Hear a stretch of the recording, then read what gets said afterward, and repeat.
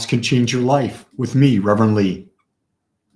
Each day, we come together to explore, to ask new questions. So, how do you deal with change? This is a question that I'm given all the time because so much is happening. So much change is happening, and it's happening faster than ever. And here's what you do: you change with change.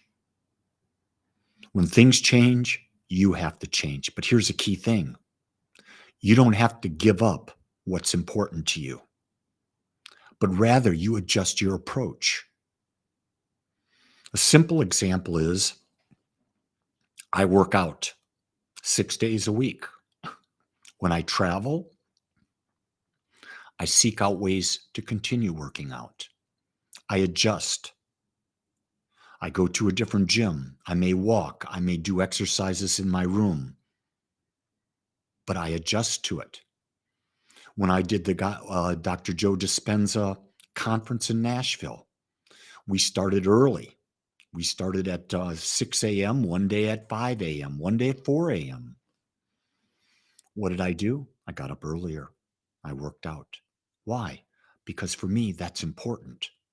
So when things in my life change, I just adjust my approach. The biggest thing that I will not sacrifice under any circumstance is my meditation practice. And no matter where I'm at, no matter what I'm doing, no matter what my schedule, I find a way to meditate. Here's the other thing, too.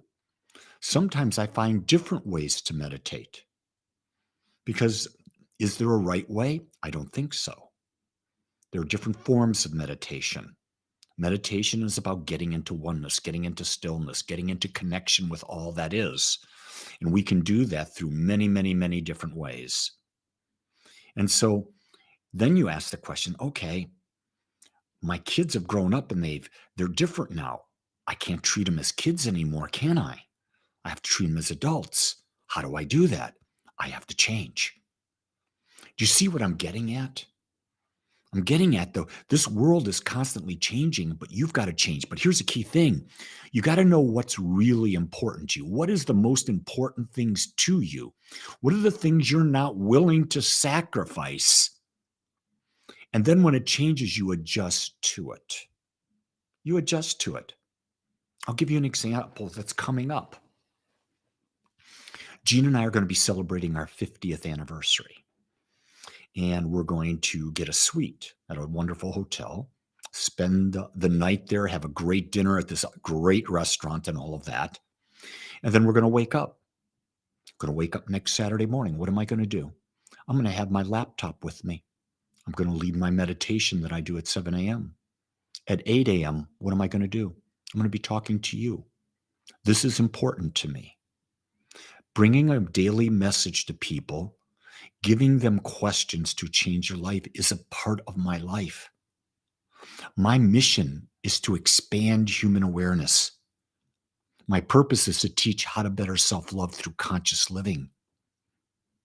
Those are the most important things in my purpose statement of how I live my life. My number one value is to become more aware. My number 2 value is to teach. My number 3 value is interpersonal connection. So I don't sacrifice things if they're my top values. I find ways to adjust. And when I adjust, guess what? I'm now in the flow of life. And when you're in the flow of life, change doesn't bother you. It doesn't disrupt your life. You adjust. You become flexible. And you let life flow through you. Because if you don't let life flow through you, it's going to knock you on the side of the head. I'm sure that's not what you want. This is a simple message today. When life changes, you change. It does not mean giving up what's important to you, but rather it means adjusting and continuing to do what's most important to you in a way that fits the situation that you're in. Flexibility, my friends. It's a key to love. It's a key to life. It's a key to relieving stress. A lack of flexibility creates great stress, anxiety, disease. You don't want any of that. You want a life full of health, full of well-being, full of balance, full of love. The power's in you. Make it happen. Until tomorrow, aloha.